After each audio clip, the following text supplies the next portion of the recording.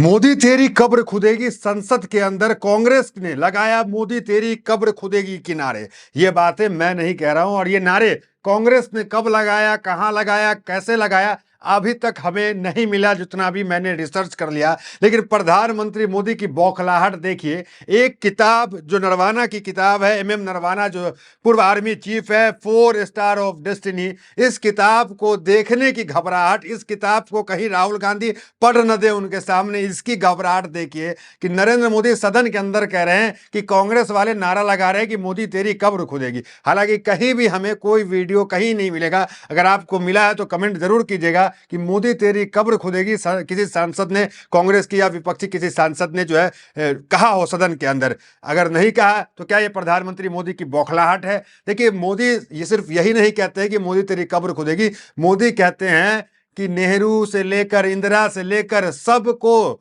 प्रधानमंत्री मोदी ने जो है, समझिए कि एक तरह से नाप देने का काम जो है वो किया। चले सुनिए क्या कुछ प्रधानमंत्री मोदी कह रहे हैं, फिर आते हैं कि इस बौखलाहट पे क्या कुछ चल रहा है। राहुल गांधी ने इस पे क्या कहा, स्पीकर ने क्या कुछ कहा। आप जानते हैं सदन के अंदर 2 दिन से नरेंद्र मोदी नहीं पहुंचे हैं। हालांकि लोकसभा में लोग इंतजार कर रहे थे कि अब आएंगे अब आएंगे, लेकिन राहुल गांधी ने कर दिया था कि वो नहीं आने वाले हैं, क्योंकि किताब ही ऐसी चीज है, ऐसा बातें उसमें लिखा हुआ है। हालांकि हमने देखा कि वो राज्यसभा में जाकर अपनी बात को रखते हैं। राज्यसभा में आप जानते हैं वहां तो सारे सांसद जो लगभग है वो एनडीए वाले ही हैं, तो जैसे वो एंट्री करते हैं मोदी मोदी मोदी होता है और मोदी अपना जाते हैं वहां पे अपनी बात को रखते हैं, चले आते हैं। जो भी गिने चुने 8-10 सांसद हैं विपक्ष के वो बाहर चले आते हैं, वो नहीं सुनते प्रधानमंत्री मोदी की बात। अब सुनिए कि मोदी उस राज्यसभा के अंदर, लोकसभा में हिम्मत नहीं हुई आने की, लेकिन राज्यसभा में क्या कहें जरा सुन लीजिए। कांग्रेस की परेशानी कुछ और है।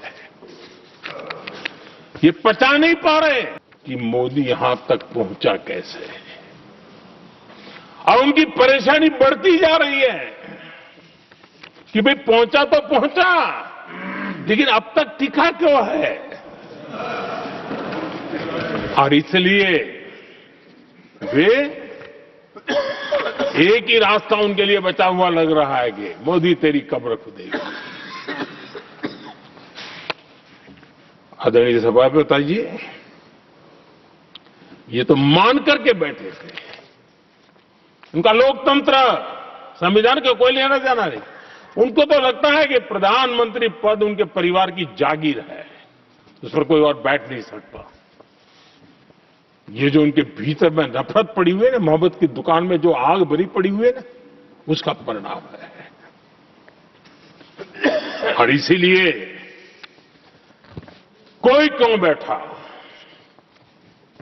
हमारा पैतृक अधिकार था, इसलिए मोदी की कब्र खोदने का नारा लेकर के वो चल रहे हैं।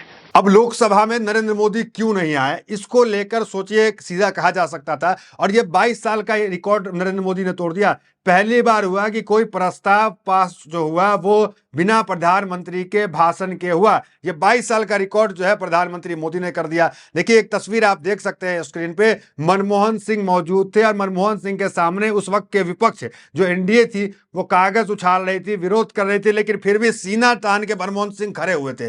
लेकिन नरेंद्र मोदी पिछले 2 दिन से सदन नहीं पहुंचे, विपक्ष इंतजार कर रहा है। और 22 साल का रिकॉर्ड नरेंद्र मोदी ने तोड़ दिया कि बिना चर्चा के, बिना जो है वो नरेंद्र मोदी की जवाब के प्रस्ताव पास कर दिया गया। अब नरेंद्र मोदी की इस छवि को बचाने के लिए ओम बिरला जो है वो क्या कह रहे हैं कि नरेंद्र मोदी के ऊपर हमला होने वाला था। ये देखिए, पीएम मोदी पर हमला करने वाले थे कांग्रेस सांसद, न्यूज एजेंसी का दावा, प्रियंका बोली बकवास बात है।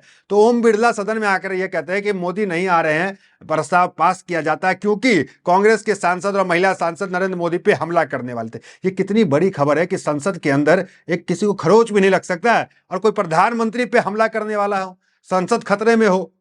मतलब अब तक तो सुनते थे कि हिंदू खतरे में है, तो ये खतरे में है, अब संसद भी खतरे में आ गया, प्रधानमंत्री मोदी भी खतरे में है। ये तो समझ के बाहर है। सुनिए क्या कह रहे जरा ओम बिरला। तो हमारे पास, मेरे पास पुख्ता ऐसी जानकारी आई कि कांग्रेस पार्टी के कई सदस्य माननीय प्रधानमंत्री जी के आसन पर पहुंचकर कोई भी अप्रत्याशित घटना कर सकते थे। ये दृश्य मैंने सदन में देखा भी सही। इसको टालने के लिए मैंने माननीय प्रधानमंत्री से आग्रह किया कि उन्हें सदन में नहीं आना चाहिए, और सदन के सभापति होने के नाते मेरी जिम्मेदारी बनती थी कि सदन की उच्च परंपराओं गरिमाओं को अक्षुण्ण बनाए रखे हैं। सदन के नेता ने उपस्थित न रह के मेरे आग्रह को मानकर सदन को अप्रिय दृश्य से बचाया।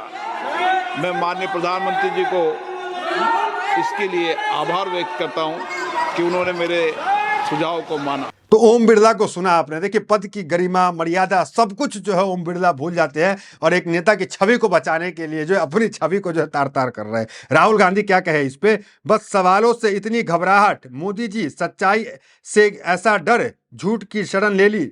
ये क्यों कह रहे हैं राहुल गांधी झूठ? क्योंकि राहुल गांधी ने कहा कि कांग्रेस के नेता जो है वो नारा लगा रहे हैं कि मोदी तेरी कब्र खुदेगी। तो राहुल गांधी कहते हैं बस सवालों से इतनी घबराहट, मोदी जी सच्चाई से ऐसा डर, झूठ की शरण ले ली। खैर, जो उचित समझा वही किया। तो कटाक्ष राहुल गांधी ने किया क्योंकि प्रधानमंत्री मोदी जो राजनाथ सिंह से बात की और राजनाथ सिंह जो पूर्व सेना प्रमुख MM नरवाना जो अपनी किताब 4 स्टार ऑफ डेस्टिनी में लिखे हैं कि हमने कहा कि चीन घुस रहा है तो उन्होंने कहा जो तुमको समझ में आया करो। मतलब कोई जिम्मेदारी नहीं, कोई जवाबदेही नहीं, कोई ऑर्डर नहीं, क्योंकि प्रोटोकॉल होता है कि ये कह दिए जो करना करो। लेकिन प्रोटोकॉल ये कहता है कि बिना ऊपरी आदेश से ना आप जो है गोली चला सकते हैं, कुछ भी नहीं कर सकते आप वहां पे। तो समझिए कि एक हॉट पोटैटो जो है जो नरवाना है उनको थमाने का काम किया, वो अपने किताब में लिखे और इस किताब को जो है पब्लिश नहीं किया गया भारत में। राहुल गांधी का कहना है कि विदेश में जो है ये किताब पब्लिश है, विदेश में अवेलेबल है तभी तो राहुल गांधी के हाथ में है। अब देखिए इस मामले पे जो है वो क्या कह रहे हैं पवन खेरा, जो आरोप लगाया गया महिला सांसदों पे कांग्रेस के कि नरेंद्र मोदी पे हमला करने वाले थे, पीटने वाले थे नरेंद्र मोदी को। सुनिए। लोकसभा अध्यक्ष ने आज एक बहुत अजीब सी बात कही कि प्रधानमंत्री को उन्होंने लोकसभा में आने से रोका क्योंकि उन्हें प्रधानमंत्री पर हमले का अंदेशा था। हमला किससे? साथी सांसदों से। महिला सांसद, कांग्रेस की महिला सांसद जो विरोध प्रदर्शन कर रही हैं, उनसे प्रधानमंत्री को हमले का अंदेशा है। हमले और विरोध में एक अंतर होता है। जिसको लोकतंत्र समझ में आता है वो ये अंतर समझता है, प्रधानमंत्री को नहीं समझ में आता। नरेंद्र साहब, आप किससे नहीं डरते ये बता दीजिए। हमें मालूम है आप चीन से डरते हैं, हमें मालूम है आप एप्स्टीन से डरते हैं, हमें मालूम है आप अमेरिका से डरते हैं, हमें मालूम है आप किसान से डरते हैं, आप नौजवान से डरते हैं, आप किताब से डरते हैं, नरवणे साहब की किताब से डरते हैं, संविधान की किताब से डरते हैं।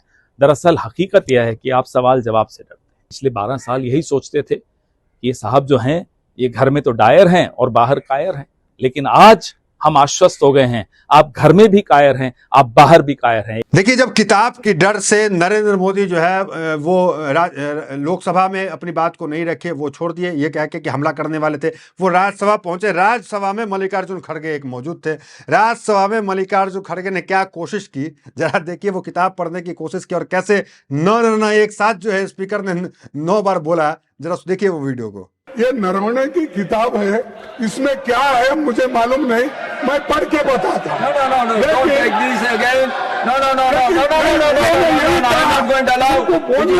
देखिए, इसी को कहते हैं वक्त बदलते समय नहीं लगता था। वही नरेंद्र मोदी जो छाती पीटते थे कि ये अकेला सब पे भारी है, ये अकेला लड़ रहा है, वो नरेंद्र मोदी की आज स्थिति आप देख सकते हैं। तो फिलहाल इस वीडियो में इतना, मिलता है वीडियोस में बने रहे मेरे साथ। बहुत बहुत धन्यवाद।